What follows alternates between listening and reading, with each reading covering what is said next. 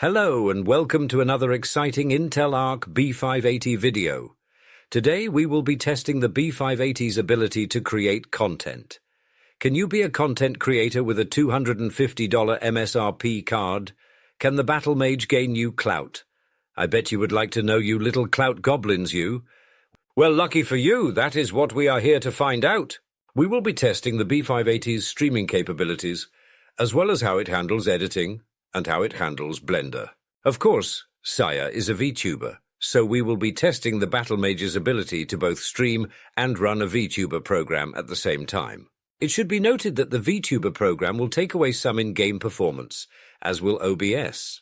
If you are not a VTuber, you will not lose as much performance as we will in these tests. But there are many VTubers, so these tests should be helpful either way. If you want to see how the B580 handles just gaming on its own, check out our past B580 videos. Their links will be in the description. The last time I tried a video like this with an Arc GPU was with the A770 in October of 2024. I had so many issues streaming and recording with the A770, I did not even bother testing how well the GPU could edit. My conclusion was that if I could not even create the content to begin with, what was the point of seeing how well it could edit? For that video, I was originally going to test out the A770 for an entire month, replacing my RTX 4090 and using the Arc GPU in my main PC for everything. I lasted 2.5 days before removing the A770 from my system and returning it. As much as I wanted to like that GPU, I just could not justify keeping it. That experience ended up as my first tech video on this channel, actually. It was a little rough, though, since I was still figuring out my format and testing methods. Right, so besides testing the B580 and how it can create content on its own, I am curious to see how it will stack up against my past experiences with the A770's performance and the last gen of Arc cards. Although admittedly the bar is very low, but I am cheering for our Battlemage here. Will our B580 struggle as hard as its older Alchemist brother? Accompanying our B580 will be the Ryzen 5600 with 32 GB of DDR4 RAM running at 3200 MHz. That is right. I upgraded from 16 GB for this test to give our system a fighting chance at content creation. As always, the PC specs will be in the description if you want a full detailed list. We ran these tests in 1440p with a secondary 1080p monitor hooked up to display OBS and our stream. And although we played the games in 1440p, OBS will be recording and streaming in 1080p. For streaming, we used Intel's own QuickSync H.264 encoder. While there are many games with many different requirements to stream, out of the 10 games we will stream and test, 6 of them are in the top 10 most streamed games for this month, and one of them will still be in the top 25. The other 3 games will just be good tests to balance out our benchmarks. With all that out of the way, let's get down to business. For World of Warcraft, we ran at the medium 5 out of 10 preset slider. It is safe to say we lost a good bit of performance here with OBS and the VTuber program running. In the raid we streamed, we averaged 42 FPS, with a minimum of 23 and a maximum frame rate of 71. Our frames here were a bit rough, admittedly. That being said, the B580 ran the VTuber program alongside WoW with no issues. Our VTuber program averaged 60 FPS, which is what it is capped at. Outside of raids, and flying around outside of the city, we averaged 126 FPS, with a minimum of 58 and a maximum of 179. This was certainly a huge improvement over our raid performance, but nobody was around us, so that makes sense. Doing the theatre event with a bunch of small quests going on, and people running all around, we averaged 43 FPS, with a minimum of 24 and a max of 77 frames. Lastly, inside the expansion's main city, we averaged 54 FPS, with a low of 25 and a max frame rate of 107. Switching the graphics all the way to the low preset did get us some performance gain here, but in return, we became nearsighted, and it did not feel worth the small gain in performance. Moving to DirectX 11 also did not help us at all, so I swapped back to DirectX 12. Overall, I do not think the B580's performance here is great. That being said, World of Warcraft is super unoptimized. And even with this performance, the B580 is already leagues ahead of the A770's performance. For streaming and recording, I had so many issues running both WoW and the vtuber program with the A770. Heck, even recording without the vtuber program was a headache. There was so much stuttering and frame loss, the stream and recordings were useless besides just being used as evidence to show how poorly the A770 performed. So at least there is a measurable generation uplift, and the B580 is not even a direct replacement for the A770. Hopefully we can see a B770 this generation to really compare. It should be noted that if you tweak the settings, you can most likely squeeze out some extra performance, but I am just sticking to the presets to give people an idea of the general performance. And I am not going to lie, I was afraid the B580 would have a repeat performance and run into the same issues the Alchemist series did. So even though it was not a great streaming experience, compared to the Alchemist series, it was a manageable one. You thought we forgot, didn't you? If you thought we would do a World of Warcraft benchmark without zooming into a rock, you have another thing coming. Streaming WoW and zooming into a rock, we got such an amazing performance that Dan Clancy, the CEO of Twitch, almost gave the Cat Twitch partner on the spot. Simply amazing.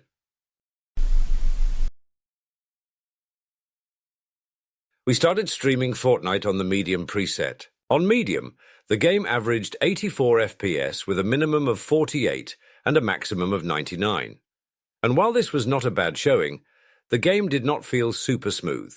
And what really suffered was our vtuber program that averaged 49 FPS with a minimum of 4 and a maximum of 60 frames, which is where the program is capped. Not happy with this performance, we put Fortnite to the low preset, but moved the view distance to epic because seeing is very pog indeed. On the low preset, we averaged 90 FPS with a minimum of 54 and a max of 126. Our vtuber program averaged 53 FPS with a minimum of 7 and a max of 60. The game did feel a little smoother here, but overall there was still some performance to be desired for streaming, but that is not to say there was issues streaming it. I will say, though, Fortnite is more CPU dependent, and for the first time I saw our Ryzen 5600 reach 100% utilization at times. So perhaps this was less of an issue with the B580 here for streaming Fortnite, and more of an issue with our CPU. That all being said, I was already not impressed with the B580's performance with Fortnite in past benchmarks while just playing the game. Overall, though, you can certainly stream Fortnite with the B580. Besides some personal preferences, there are no issues. And I was happy to see we got a better stream performance than we did in World of Warcraft. Although my internet did partially die 3 times during these tests, so the stream did lag some. But that is an internet skill issue and has nothing to do with our B580. We ran Marvel Rivals on the low graphics preset with Intel's own super sampling set to quality and with frame generation off. With these settings, we averaged 72 FPS with a minimum of 23 and a maximum of 106 frames. I have to say, even on the low preset, this game looks good. And as always, Intel's own super scaling in combination with its Arc cards always impresses me. I am also not really sure how to pronounce it, I am going to be honest. I am not even going to bother to ask the cat how she thinks it should be pronounced. She is dyslexic, and I am sure she will butcher it. Hey robot, have you ever noticed what Intel XeSS backwards spells out? Alright, that is enough, cat. Let's keep this PG-13. Alongside the game, the vtuber program averaged 58 FPS, with a minimum of 40 and a max of the program's cap, which is 60 frames. I was very impressed here with the B580's streaming performance in this game. Again, after seeing the performance in World of Warcraft, and knowing how past Alchemist cards have performed, I was not sure what to expect moving forward with these stream tests, but our B580 cooked here. This is a $250 MSRP card here, mind you. And I also kept some settings on that you could turn off for extra performance, like global illumination and reflection quality. Turning these off should give you a decent uplift in performance, streaming or not. How's that so? Oh right, Sire sounded like J. Jonah Jameson out there going off the whole game how Spider-Man was a menace and had to be stopped, while her team ignored it and Spider-Man bullied Sire. It was magnificent. Running Minecraft on its fancy setting preset, whatever that means, and setting our render distance to 25 chunks, we averaged 86 FPS, with a minimum of 24 and a max frame rate of 120. Our vtuber program averaged 58 FPS, with a minimum of 14 and max of 61. While this was playable, it did not feel super smooth, so I dropped the render distance to 12 blocks, which I think that is around where Minecraft defaulted us to. Either way, with this change, the game felt more smooth, and we averaged 101 FPS, with a minimum of 58 and a max of 120. Our vtuber program averaged 59 FPS, with a minimum of 45 and a max of 61 frames. The game was very playable and streamable on our B580, and for some reason the cat kept using meat as a weapon instead of the sword she made. When I asked her about it, she said, and I quote, "I just want to meet new people." And then she gave the stupidest grin. I mean, look at her, really look at her. Not even a thought in there. I did not bother with a response. Never homeschool your cats. The cat started our Helldivers 2 stream by accidentally joining a public game lobby. Look at her panic, absolutely amazing. She had to leave it, however, due to the fact this is not a test to see how socially awkward Sire is, but about our B580's performance. Setting Helldivers 2 to its low preset, we averaged 66 democratically acquired frames per second, with a minimum of 55 and a max of 77 frames. Our vtuber program averaged 59 FPS. There were no issues streaming this game, and if desired, you most certainly can get extra performance here by tweaking the settings. As always, the cat cannot help but blow herself up, as is tradition. What a noob. There is not much else to say here, moving on. We streamed GTA 5 at its max settings with MSAA off, and averaged around 100 FPS with a minimum of 51 and a maximum of 158 frames. At nighttime, our FPS seemed worse, though, perhaps because of all of the different lighting, I'm not sure. At nighttime, and on the same settings, we averaged 58 FPS, with a minimum of 38 and a maximum of 61. For our vtuber program, during the day, we averaged 60 FPS, and at night in the game, we averaged 58. You most certainly can get better performance here adjusting the settings, but I will leave that up to your own discretion. The test was going well until the cat decided to go say hi to the military. And wouldn't you know it, they said hi back.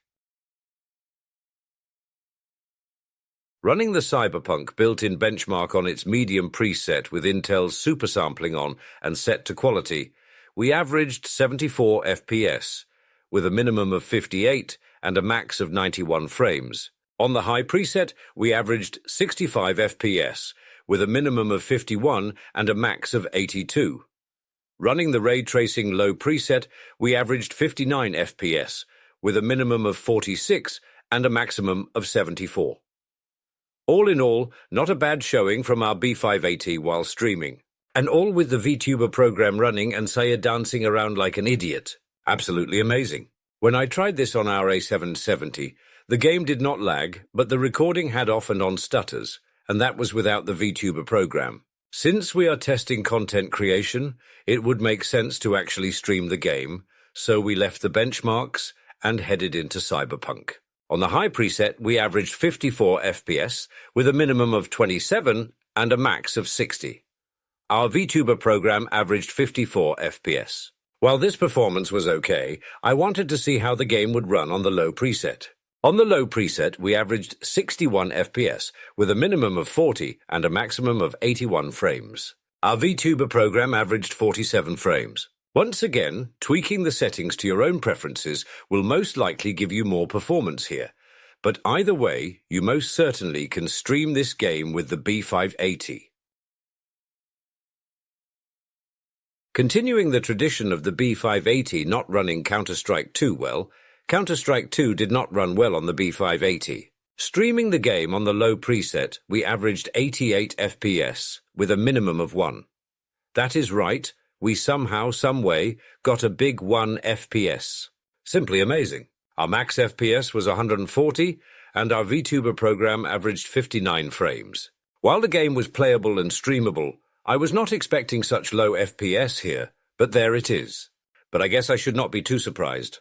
When I last tested this game with our B580 at 1080p, the RX 580 outperformed it by almost 60 FPS. The other issue we ran into is that the cat sucks so badly at this game. And by issue, I mean it was very enjoyable to watch. Join me as we watch a montage I put together of her dying a bunch.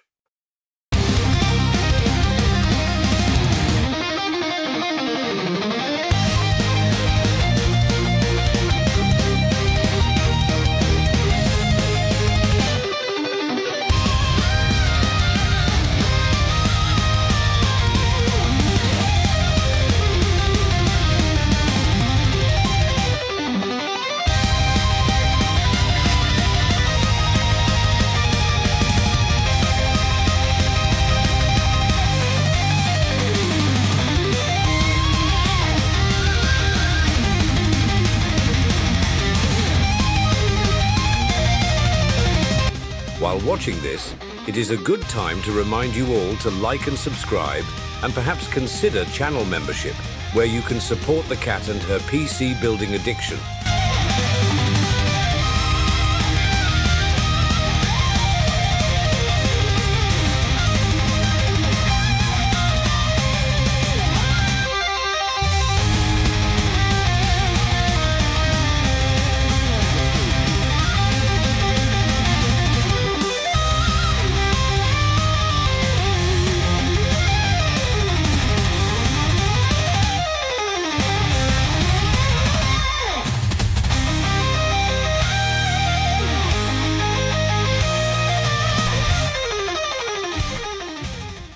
Right, well, I suppose we can move on to the next game.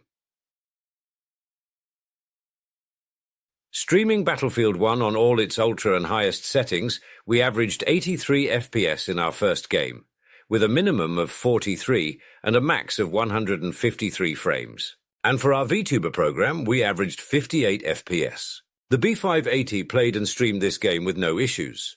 And we were on ultra settings, so there is certainly room to drop graphics settings down to gain more performance. For our second match and a different map, we averaged 74 FPS, with a minimum of 15 and a maximum of 114 frames. There is nothing much else to report here or any issues, but Saya was very proud of herself for managing a whole 2 kills. So there is that. It is interesting to note that while not streaming and running the VTuber program, we saw anywhere from 140 to 200 FPS on the same settings. Not that it comes as a surprise that we are losing performance, but it is a pretty substantial frame loss.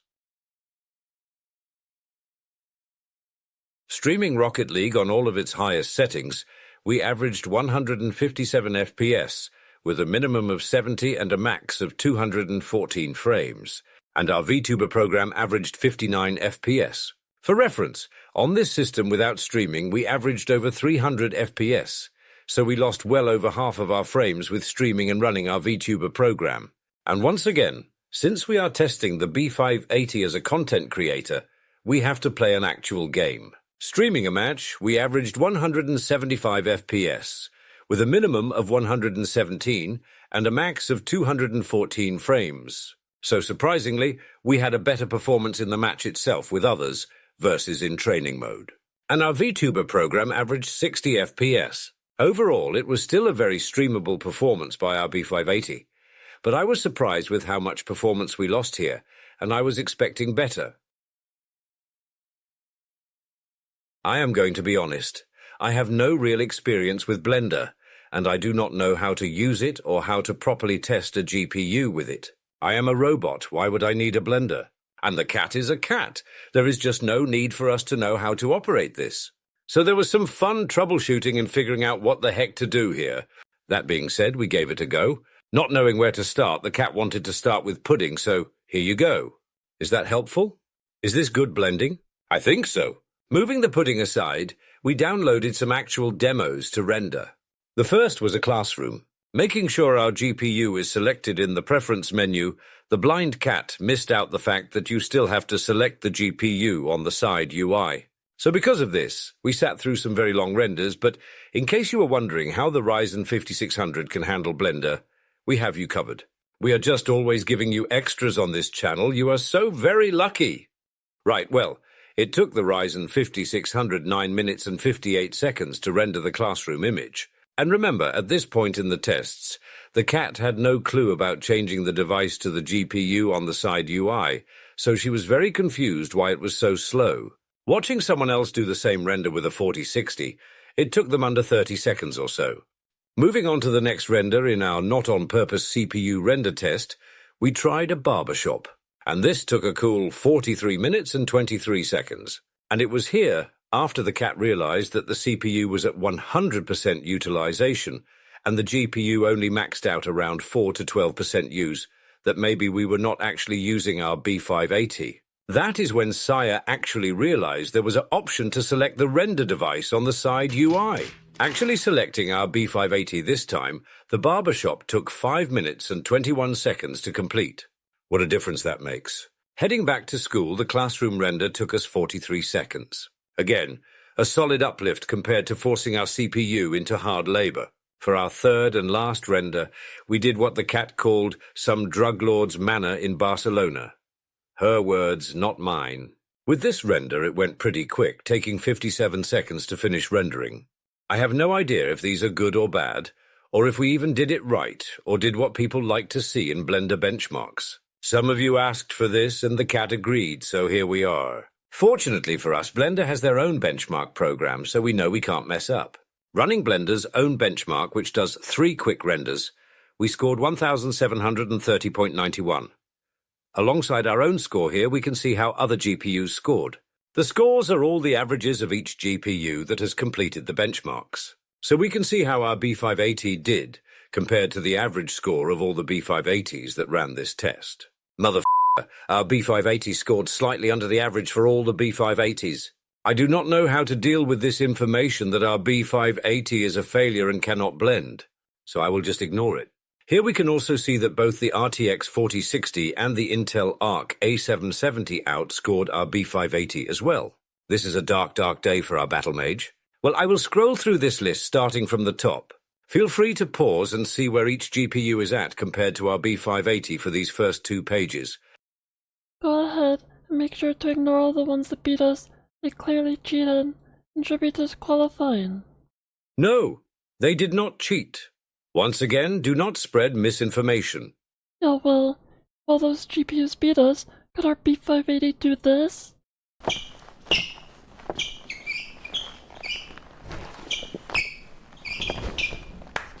I did not think so. Pudding! Pickly pudding!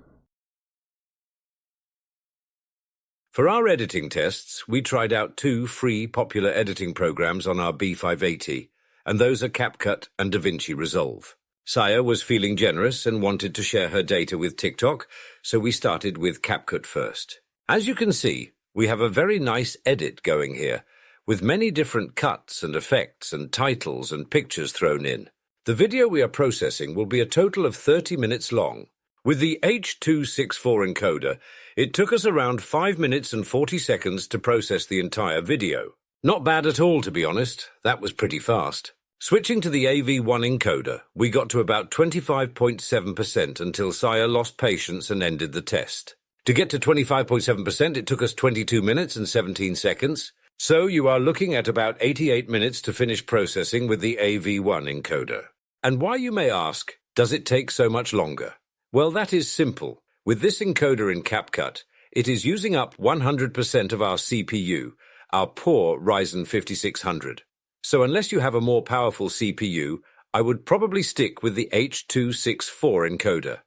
Swapping over to DaVinci Resolve, Saya created another beautiful edit, this one closer to 31 minutes, and we began to process the video.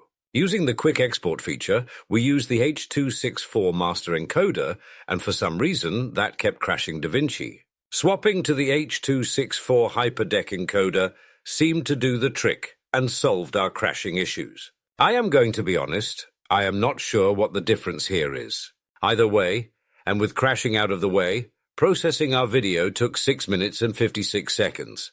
So overall, with both of these editors, you can definitely create and process your videos in a timely manner with the B580. All in all, after testing the B580 in content creation, I am relieved. I have tested the B580 in both a higher-end build with a $400 CPU and with a lower-end build with a $70 CPU. I have tested at 1440p and 1080p, and through driver overhead issues and running the gauntlet with older game titles. Heck, I even had a B580 die on me and had to get a second one. The point is, I have tested and covered the B580 thoroughly. But through all of those tests and benchmarks, the topic of this video and the question we set out to answer today has sat in the back of my mind. Does the B580 GPU have the same issues that plagued the A770? For content creation, my experiences with that GPU scarred me with the Arc series. For just gaming, the A770 is fine, and Intel has done a good job in maturing its drivers to be a decent gaming experience. But even then, at that time, there were still better options such as the RX 6700 XT, which was at the same price point, and made the A770 feel that much worse. But the fact I could hardly record with the A770 in my system made it unredeemable. Even using Intel's recording feature in their software, may it rest in peace, I still had to put the resolution and video quality down for it to record without stutters. The first game we tried was World of Warcraft, and to my relief, the stream did not stutter, my vtuber program did not stutter, and we could actually stream without trying to troubleshoot for an hour and still have results so poor that I would not be able to stream. I'm looking at you, A770. Even though our frames in raids and the main expansion city were low, it was still something we could work with. And as we went through each game, we most certainly did lose a good deal of performance from streaming, but the B580 could still do it. And again, granted the performance was not always ideal, this is an entry-level GPU we are dealing with, so that should be kept in mind. And it is still very new, so there is a good chance we get some solid uplift as its drivers mature. I cannot fully comment on our Blender performance, and it is not something I use, so you will have to come to your own conclusions here with what you have seen. And that is if what you saw was even enough to go off of, and I am not sure if it was, but if it is not, blame the cat. I do hope it was at least somewhat helpful, though. And for using the B580 to edit and process videos, our Battlemage performed quickly and without issue, minus DaVinci crashing for whatever reason, but I am not blaming our Battlemage for that. Processing 30-minute videos in around 5 to 6 minutes is excellent. Sure, some GPUs may be faster, but with that amount of time, it makes a minimal difference. And while there may be more demanding editors out there, we used 2 very popular free programs that are accessible to many people, so I think our tests there were still very helpful. Overall, we set out to see how the B580 could handle content creation. While we did not test everything or every situation that a GPU may find itself in for creating content, we tested some of the most streamed game titles, we used a Blender, and we tested with 2 popular video editors. And from what I have seen, and in my opinion, I have to give our B580 here a pass in content creation. Although our performance in World of Warcraft left room to be desired, in the majority of other games we played our performance was fine. We could play, we could edit, and most importantly, we could blend. If the A770 performed as such, I would have never returned it. It is very safe to say that the Battlemage on the whole is a huge improvement over the Alchemist series. And with that, all that is left to say is, thank you for watching, and make sure to like and subscribe.